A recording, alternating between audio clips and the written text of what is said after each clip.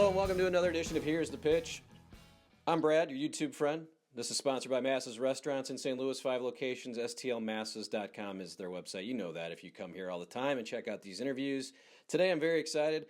A paisan, I'm not Italian, but can I call you my paisan? Because Masses is an Italian restaurant. Sure. AJ Benza. I love it.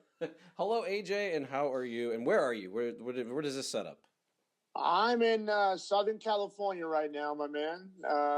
Been here for 23 years now, 24 in February. So I never thought I'd stay this long, but here I am, almost a quarter century later. I was asking for your address. I was hoping maybe you get that out. Is it? Oh, my home address? Yeah, listen, the days of wanting girls to show up are over. So forget. I'm in Studio City, California. That's as close as you're going to get. Oh, near the Big Brother set, I guess, or CBS. Okay, I'll find it. Not that far. Yeah, not that far. Kind of close.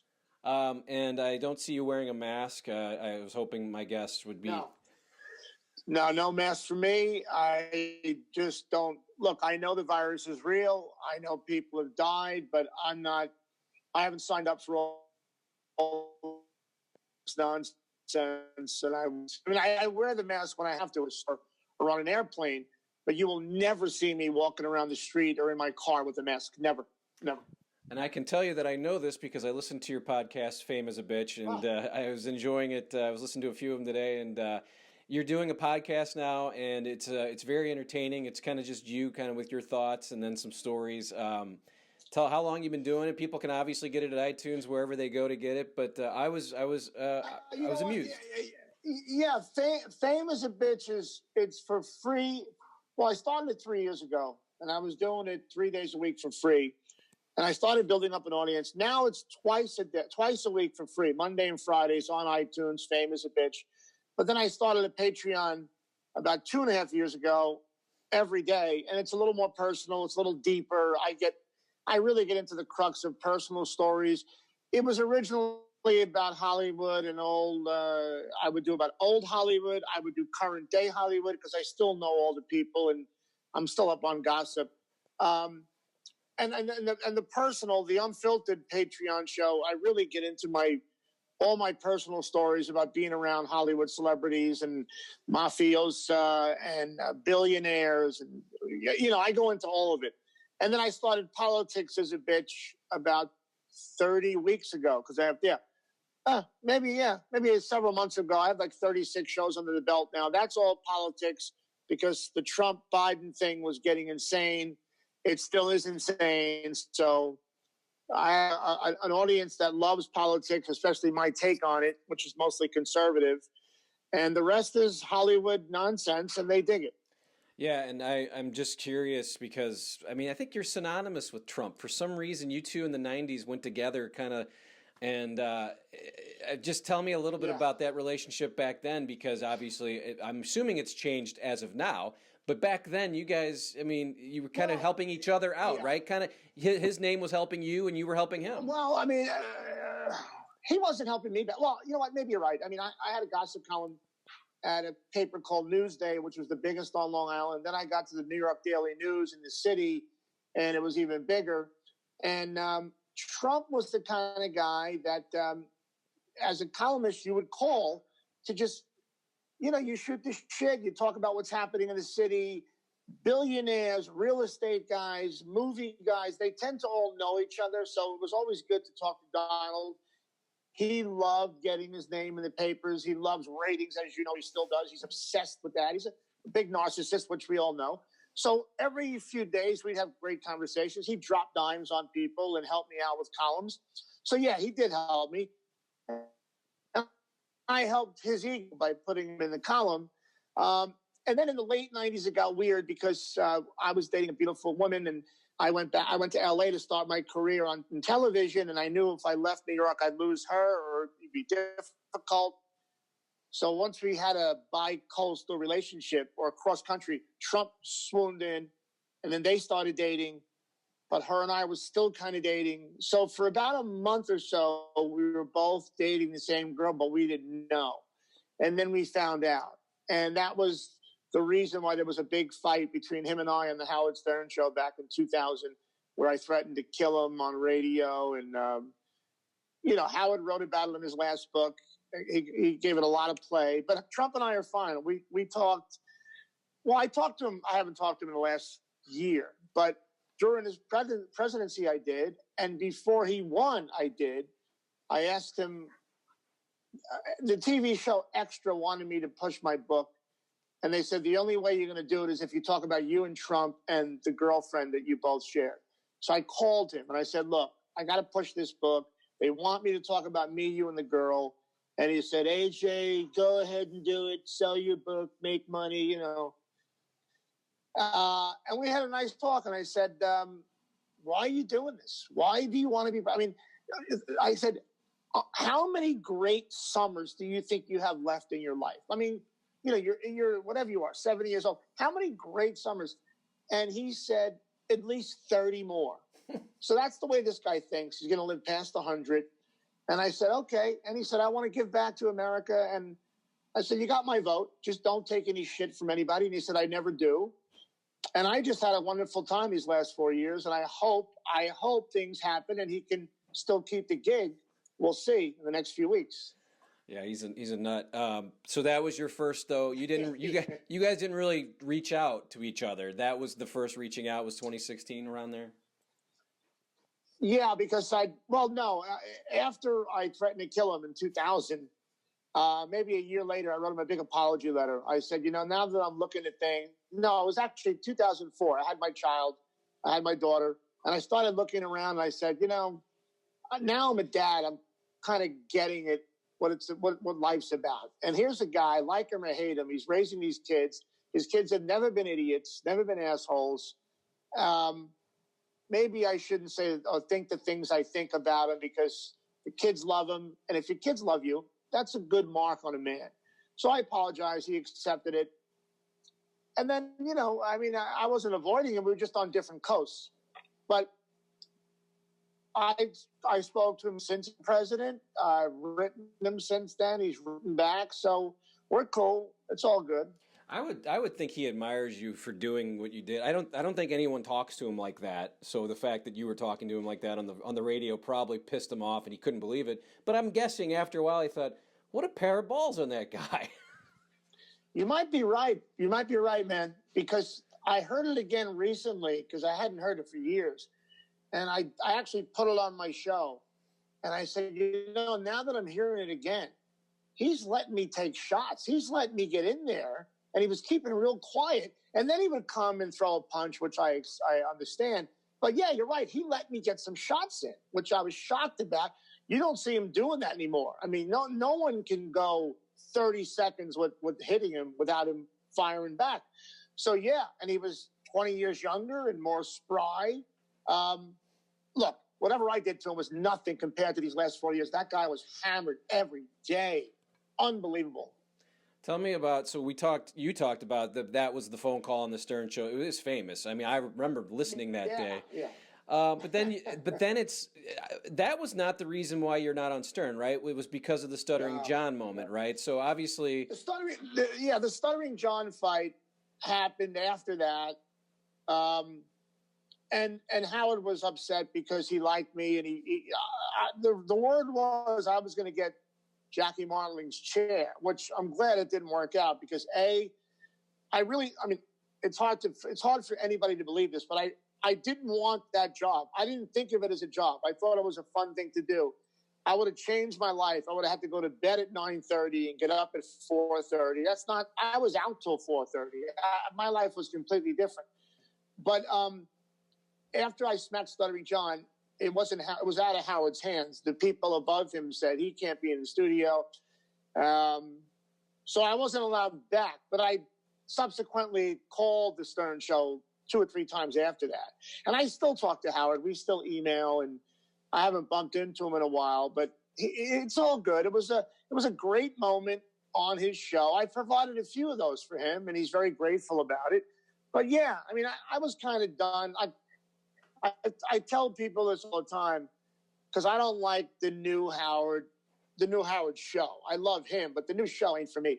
But I said to people, those of you who are mad that Howard's not Howard, how long do you think a grown man wants to throw baloney at a stripper's ass at 7:45 in the morning, it gets really tiresome. And even when I was on the show and that would happen, during the commercial break, he'd turn to us and just roll his eyes like, Jesus. So this is 20 years ago. So he earned his rest, or at least he earned the fact that he can change course in his career. I want to say, you said you didn't want to get up early and have to, you like to be out late, and then, well, the guy who took that job did stay up late.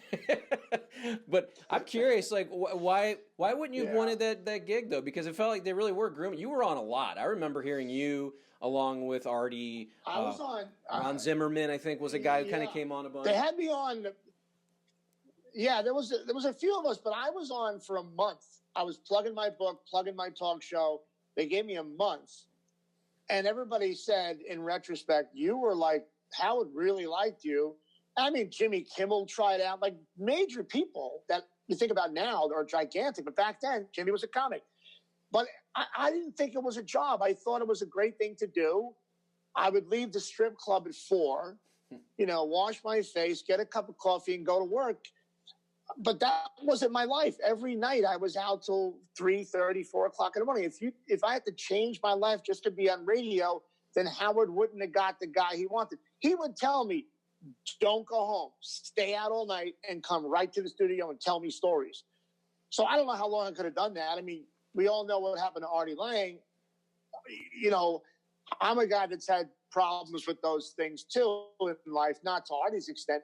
But when you hang around that late, in that type of atmosphere with those type of people, bad things are going to happen. You're going to get hooked on stuff, and that's exactly what happened to Artie. But I mean, he gave Howard 10 awesome years. The show just blew up with Artie there. Oh, it's my favorite time period. I love the Jackie era. I feel like there's 2 eras, well, 3 eras really: Jackie, Artie, and then whatever's happening now. Artie was better. Yeah. Yeah. What is your deal? Artie's the best, though. Artie brought that show. I was going to ask you about Artie. Deal with Artie? Yeah, just how you did it. I know you did this podcast a few years back, but I mean, do you talk to him? Have you heard from him? God, it was a while ago. Now I have it. I was with him the night that Crashing premiered on HBO. What is that? 4 years ago? Whenever it was. 5? I don't even know. But he was straight, he told me. But that night, he called me and said he wanted to get high. And I thought he was I said, come on. He said, no, man, I really need something. Can you find anything? And I hadn't been looking for that stuff for many years. And I said, I don't know who to call. I'll call somebody. And it took hours, but I found somebody. So Artie met me at this restaurant with this guy. He got his stuff. We both went to his room. We had a little fun. I'm not going to lie. I was involved as well. And then I swear to God, everything in his life changed the next day. Like every bad thing happened to him from that night on. Now, I don't know what he was doing before we hung out. I tend to think he was doing plenty, but he presented to me, no, man, I'm straight, but I just can't go to San Francisco with the HBO executives. It's too much on my head. I mean, junkies say stuff like that. And I was never around Artie on a daily basis to know any better. But I'll tell you, everything that happened, the getting caught, going to jail, it all started to happen from that night. And you think about a guy that's got a best-selling book on the shelves. He's got this show Crashing on HBO. He's got a podcast that was making a ton of money. And he's on stages everywhere in the country. He's making millions. And then it all goes. And I don't know where he is now. No idea. He ain't getting high. He's not in jail, or else we'd all know. So he must have made an obvious, thank God, a really big change in his life to rectify things. But no one's saying where he is. Yeah.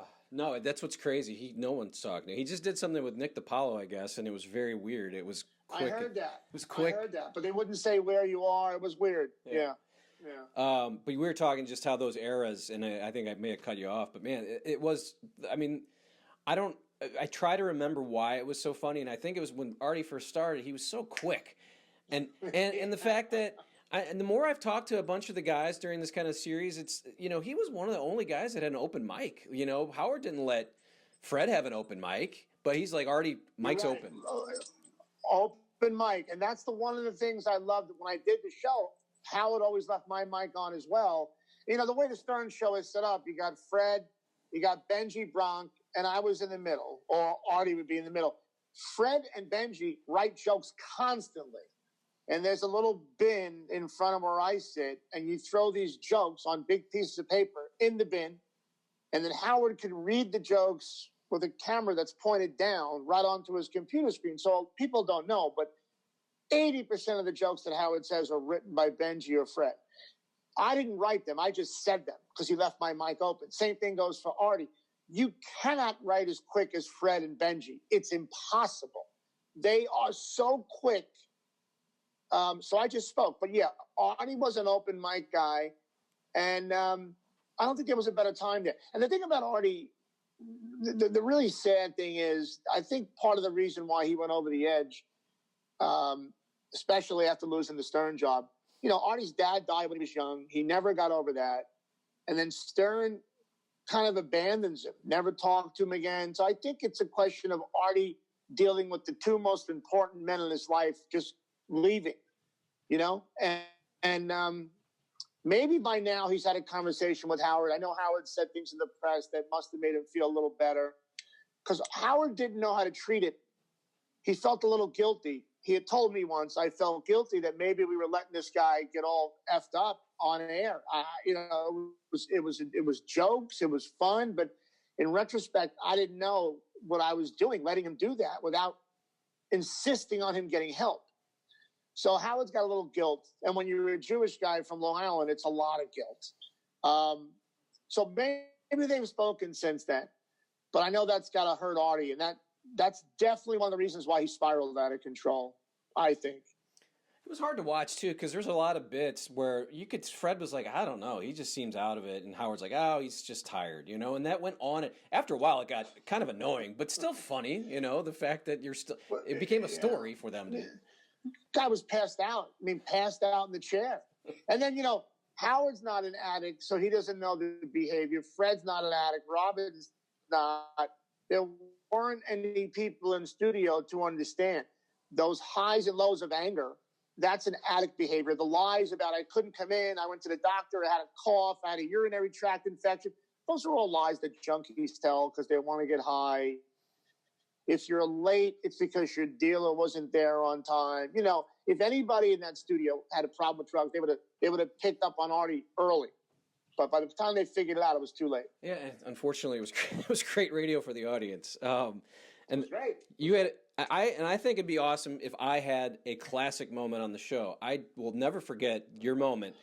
Were you really? I mean, I'm sure you've been asked this a million times, but were you really ready to go out there to punch? I mean, did you want to punch Stuttering John, or were you like, I'm saying that on the radio, but I'm just going to go confront him?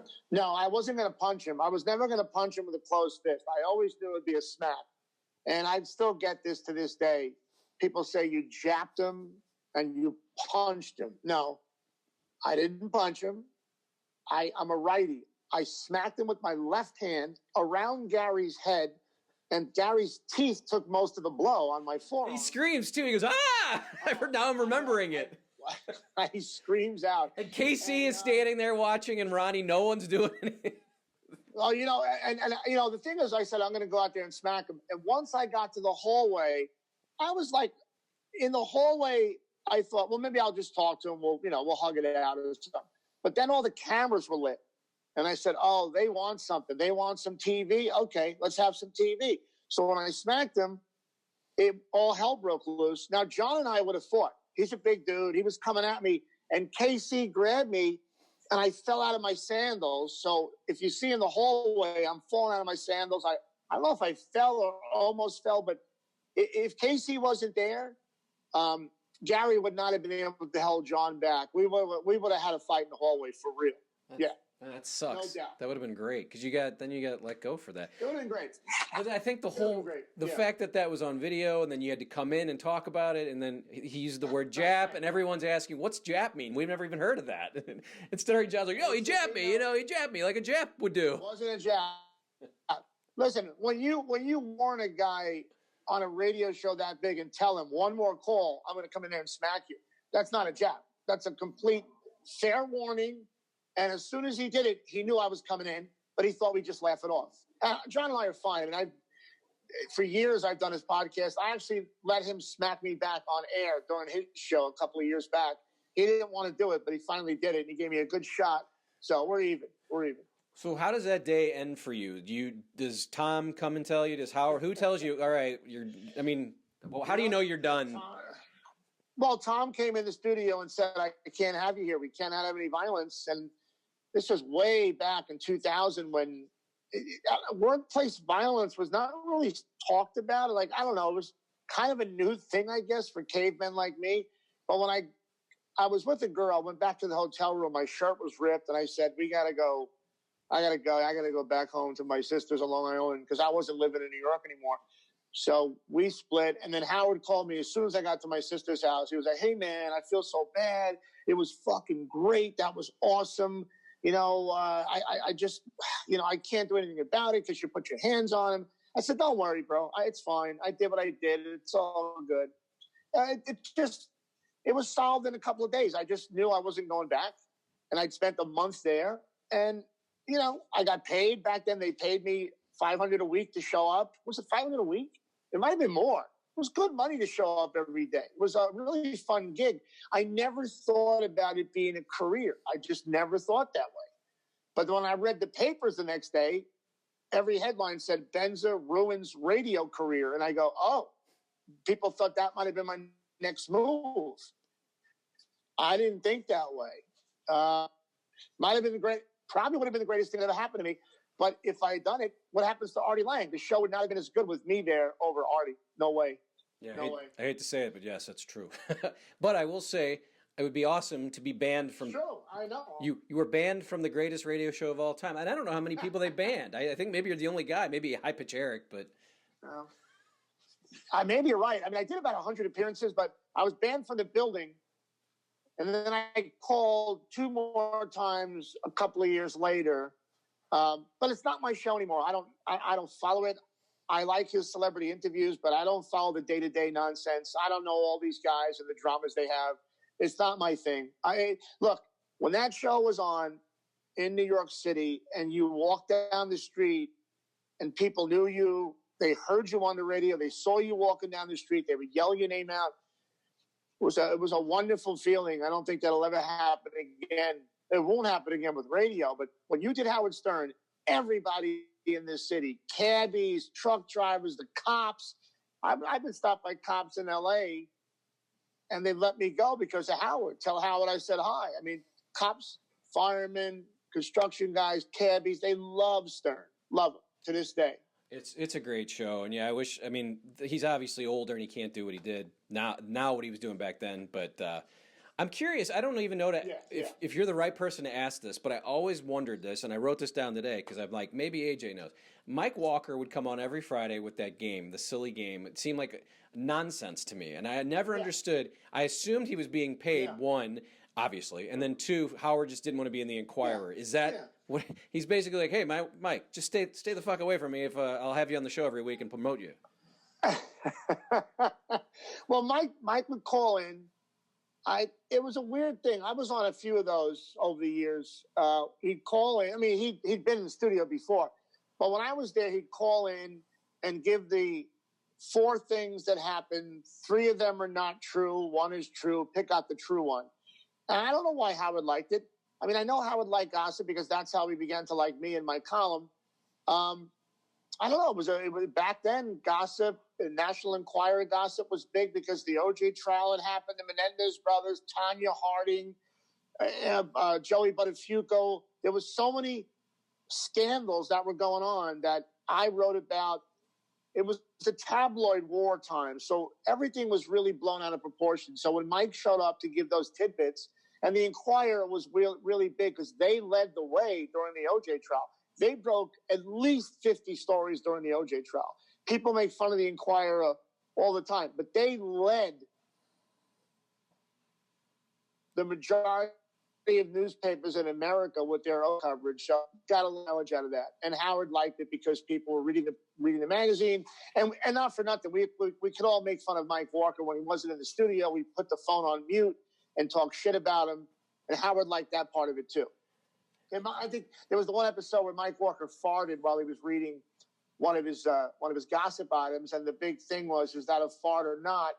And Mike had no idea we were talking about that. I mean, no idea. As he's telling his gossip item, we're screaming, laughing because we're convinced he farted during one of the reads. And then we brought it up, and he swore it wasn't a fart. Just stupid shit like that. But I would leave that place 9:45, 10 a.m. if you went late. My stomach would just hurt. You know, you'd pace yourself to get through the show. But once the news started with Robin and that music began, then it was like the best 20 minutes, 25 minutes of the day. It was so much fun because we all would rag on the items, rag on Robin. Everybody got pounded during that half hour. Yeah, I missed that more than anything about his show. The news was phenomenal. The Mike Walker thing, yeah. The reason I asked is because he didn't seem like he fit. They made fun of him every time. And then Richard and Sal start coming in, and they start recording his voice and making clips. So now all I hear when you were talking, all I hear is Kevin Federline. Yeah, Kevin Federline. Yeah, he was a weird dude. I did so many shows with Mike, during the OJ stuff, the Michael Jackson stuff. We did Geraldo Rivera's show every Friday for like 3 years. Geraldo's show was huge. And, afternoon show getting 8 million people, like never happened again. And Mike would show up in this black motorcycle jacket with fringe hanging off his arms. And he had the Japanese wife. Mike was a weird dude, but I liked him a lot, but definitely a weird dude. And I'm curious too, I'm sure Howard wasn't really going out a lot while you were doing that job with Newsday, right? Did you ever see Howard doing it? Because he did get divorced. And then I thought, hey, he's bringing AJ in too, so no one will know who he's dating. Well, that's a good point, because I knew a lot of people he had been shacking up with, put it that way. And I got word to him a couple of times with some Playboy playmates I know he was with, and that just boggled his mind. The fact that he knew that he had sex with this playmate, Carrie Stevens, who I know for years. He just couldn't believe I knew that. And then I threw another few names out there, and he was like, oh my God. But, so many years of Howard and Allison, of him being that husband who stayed home and wanted to get laid. Once before they were apart, he was living alone on Central Park. And during that era, that's when the pretty girls would start, meeting him, and he would find them, and there'd be dates set up, very quietly that supposedly no one knew, but I would always know because girls talk, and I know friends of friends, and I would get the word to him, and I protected him. I never reported who he was fucking around with. So he always appreciated that. Yeah, I remember those days on the show. Ralph would call in, and he knew who it was, and it would just piss you off because you're like, just let's hear some names. Let's stop this bullshit where we don't. Angie Everhart's the only one who came in. He was too nervous. Yeah. Yeah, Angie was a big name that people knew, but Robin Givens, Amy Lynn Baxter, who he was always hot for. Oh God, I'm forgetting now. But Howard had a good handful of them, and I'm sure plenty more I don't know. He had a good time, and it was like, look, it was a rebirth of his because he never thought he'd have that life ever. If you remember when he was married to Allison, how many times you could hear him whenever a pretty girl sat in his lap or sat across. He was like dying to be with them. And then to have that freedom, he didn't want the public to know. He wanted to still act like that guy who was frustrated sexually. But he got over that. He had a good time for a while before his new wife. Yeah, well, I guess I'll ask because what do you think happened with that marriage? It was you get married young and then. Yeah, they met young, a typical Long Island couple, Queens couple, whatever. It's very difficult to keep that going. Look, they had 3 kids. His career becomes a rocket ship. It's so hard to be Allison or to be any woman that waits home while your man just becomes a rock star. I mean, it changes the whole dynamic of who you were as a couple. So it's unfortunate, but that happens in marriages. It happens in life when one person goes to the moon and the other person can't join him. But after he did all that, he had enough. and he wanted to calm down. The last few shows I did, Beth was in studio. And I saw her come one of the first days she visited. He goes, yeah, my girlfriend's coming. And she walked in, very beautiful, very sweet, stayed in the corner, kept quiet. And I said, she's okay with all this. She goes, yeah, she's not giving me any crap. She's okay with it. So feather in her cap, but I'm sure she knew what she was about to land. I mean, I don't know how much what is he making now? 100 million a year, whatever it is, 110, I don't know. But, they have a great life. The only thing that's weird is we always thought, me and people who loved Howard, the old Howard, we always thought he was the guy who always, like, if you take it back to high school, he felt like the guy that was complaining about the cool kids in school. Like he was that guy that in the lunchroom wasn't able to sit with the cool kids, but he made fun of. And then he gets famous. And now he's with all these famous people, Aniston and Oliver Bloom and Katy Perry. And it's like, well, wait a minute. You always wanted to be at that table. You're not really who we are. You wanted to be there. And it happens to some people too. If you spend years ragging on people, and they let you in their homes and their pools and on vacations, they disarm you. And that's what happened to Howard. A combination of getting older and also these people, look, it happened to me when I got to LA. I would rag about movie stars in my column constantly. Suddenly, I come out to LA with a TV show, and they all like me. And they all want me over and have a date with so-and-so, and let's go to this pool. We're going to go to Malibu. And you go, oh, maybe I should make fun of these people. This is kind of fun. So that's what happened to him. He bought into it, and why not? They're all in the same tax bracket. Me, I knew I don't belong with these people. But Howard does. I mean, he's worked hard enough that he belongs in that bracket. And if he likes to hang out with Jimmy Kimmel's a great guy. Oliver Bloom, you couldn't pay me to hang out with him. But Jimmy Kimmel, I understand. The one guest that he had on where I'm like, oh, Jesus, like this is that jump the shark.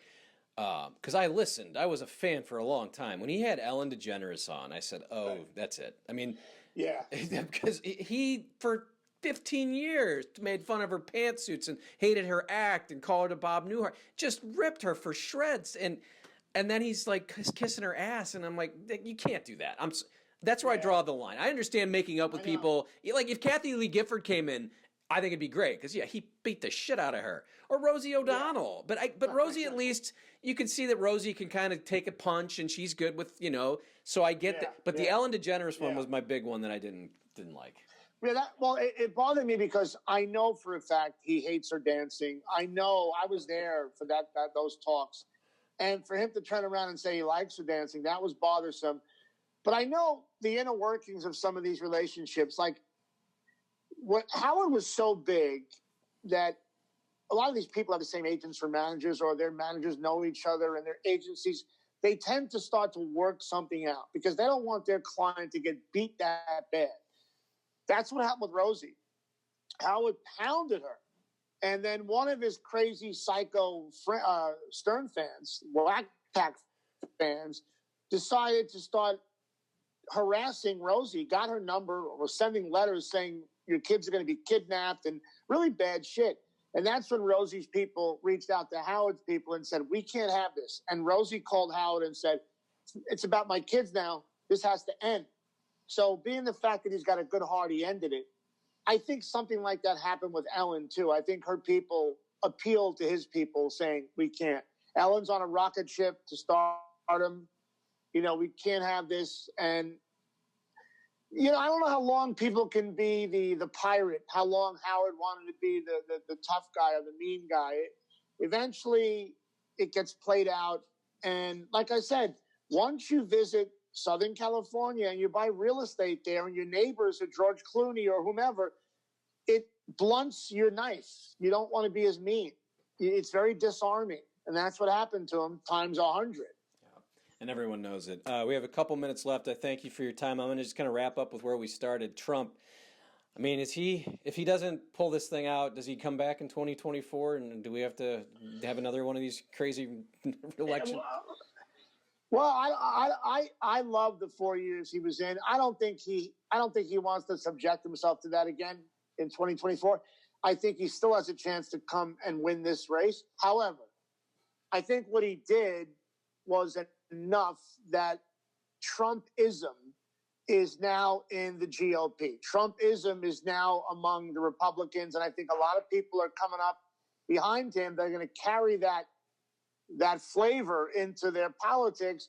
And as long as they have Trump on the outside, whether he starts a network where he can talk shit every day or have people talk shit every day and go against Fox News, or big politicians enlist Trump to come in and do a rally now and then, it's kind of best of both worlds. If you're a Trump fan and if you're a conservative, you still get him. And you got these young guys coming up who are going to spout Trumpism. Because for 4 years, whether you liked him or not, America got a taste of what it's like to be put first and not to have refugees put first or everybody else that Obama thought was more important than us. So for that, in that respect, I'm happy. If he doesn't come back and win this thing and Biden takes it, I think we're all going to see how unfortunate it is that Biden's running the show, because he's going to be awful. And with Trump having possibly a network to talk shit to Biden every day, oh my God, it's going to be a shit show for the next 4 years anyhow. It's going to be great. Did you get the sense that Melania wanted to be a first lady? And I would call her the most invisible first lady, although with him being out there every day, what could she possibly do to you would never know she was there. But do you think she wanted to be part of this at all? And do you think, I get the sense it seems like a cold marriage. Yeah, it's an arrangement. You know, he's had his dalliances. I know about several that Melania knew about. It's one of those don't embarrass me at home kind of things. I don't think she ever for a second thought one day she'd be first lady. But once this thing started picking up steam, I think she did fine. I think she was the most beautiful first lady we ever had, although you'd never know it. There's no magazine covers of her. They treated her like shit. I think she held herself fine. I would have changed her "Be Best" slogan if I was working with her. I would have changed her first speech that echoed Michelle Obama's. Other than that, all she's got to do is be beautiful, be classy, and support the president. She did that well. But I'm sure no woman wants that position outside of Nancy Reagan, who probably wanted that when she was 15. I don't think any woman aspires to it, but she did a decent job. I mean, really decent job considering that no other president and first lady got hammered every day for 4 years like they did. Well, she took the most unnecessary bullshit out of anyone, like wearing fucking heels off a plane. It was like, leave her alone. Stupid. Leave her alone. I know it's because she's attached to him, but so dumb. Yeah. It's ridiculous. It's guilt by association, which is not fair. We're talking politics. Did you ever think you'd be talking so much politics 10 years ago? If you're doing politics as a bitch, as we said. No, I never did. I worked in newsrooms during Bush and during Clinton. I voted for Clinton. I voted for Bush. I voted for Obama the first time. We never talked about who do you like? Who do you like? It just wasn't a thing.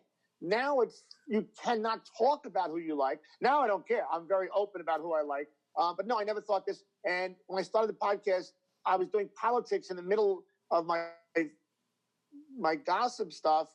And I had some fans tell me, keep that going. Other fans said, no, I just want Hollywood. So then I said, well, I'm going to do a separate show because it's warranted. There's so much stuff going on. And since I know the president and know some things and I can break stories, I wanted to be another voice in the circus of voices to have some fun. And even now with Biden winning, let's say, I'll have no shortage of material. There's plenty of stuff to go on with him there. You know, it's going to be a crazy 4 years either way. Yeah, and I think another crazy 4 years. I guess it's good that people are engaged, but it'd be better, I think, if we went back about 10 years where a lot of people didn't give a shit. That's where I would like to go. And they always have to put it out on Facebook, and they give their opinions everywhere. Let's just, everyone, leave your opinions at home. Yeah, I agree. I agree 100%. 100%. I've had it with that. I've had it with so many people knowing exactly what the president has to do, should have done. It's till you're there, you have no idea what these guys go through. So I'm overhearing politics constantly. I'm so sick of it. You know, it's it's destroyed marriages. It's destroyed people's homes. I mean, there are plenty of marriages who are split down the middle. Not healthy. Not healthy. So I don't think we're going to get any better off with Biden. I think it's still going to be crazy. But Trump definitely is that character who comes on the scene and grates on people. He's very polarizing. I knew that because I used to hate him. So I totally understand that. I'm not surprised by it. But I don't know. But I always knew what he could do to you mentally if you went up against him man to man. He is a killer. He doesn't stop. You know, he really doesn't. So he's not going to stop even if he loses. He's not. Yeah. No, it was funny, too, because I didn't – in 2016, I was like, let's see him win and shake it up a little bit. And I didn't know it would be – I thought it wouldn't get this shook. Well, I think if seriously, I think if COVID doesn't happen, I really think he gets another term. I really do. He wins hands down. Oh, yeah. It was COVID, certainly. Look, I don't think he thought he would win. I think he thought he would go in there, improve his position, improve his Q rating, take that to television. Who knows what he wants to do? Suddenly he sees an opportunity to win, and he's such a competitor, he goes for it. But I don't think when he first started, he thought he had a shot to win it. I really don't. Yeah. Well, I think he was shocked that night. It was entertaining, and this has been entertaining. I really appreciate you coming on. I know you don't do a lot of these, so I really do appreciate you coming on. And your podcast is Fame as a Bitch. I listened to it. A few of them today. They're quick. They're about 30 minutes, quick car ride. You have another one, Politics as a Bitch. Anything else you want to tell us about these? I listened today, and I was laughing and enjoying myself. I'll be listening more and more as I continue our friendship here. No, thank you. You know, it's quick. I believe in a 30 to 40-minute model. I'm a Joe Rogan fan, but I can't go 2.5 hours of my day listening to a show. It takes me 4 days to finish Joe Rogan shows, the ones I listen to. If you're into what I say, you pay $5 a month, and if you follow me every day, it's like you watch the same show. I bring things up that happened 2 days ago, 3 days ago, yesterday. So if you follow me, most people agree, like, once you're in the show and you're listening, you want to keep listening. Because and I have a lot of personal stories that other people I have a Forrest Gump type life where anything that happens, I can connect myself to people in a very strange way. Yeah, I'm sure it's still going. If people want to read, you have a few books out there on Amazon, Fame Ain't It a Bitch, 74 and Sunny. The podcast is what you're doing now, though. So if people, I found it right on the podcast app on my iPhone. Is there any other places we should know how to find these? Yeah, it's easy to find. No, I think, look, I mean, unfortunately, fortunately, the Patreon is going well, but that's patreon.com/Fame as a Bitch or /Politics as a Bitch. I'm starting High Stakes Poker again, the TV show I did back in the mid-2000s that was on Game Show Network, which is great for poker fans. We're taping that next month. But right now, it's all about the podcast. That's my bread and butter. That's what I do every day, and that's all I care about. Well, hopefully Phil Hellmuth is a part of that. I'll get back and watch again because I was a huge fan.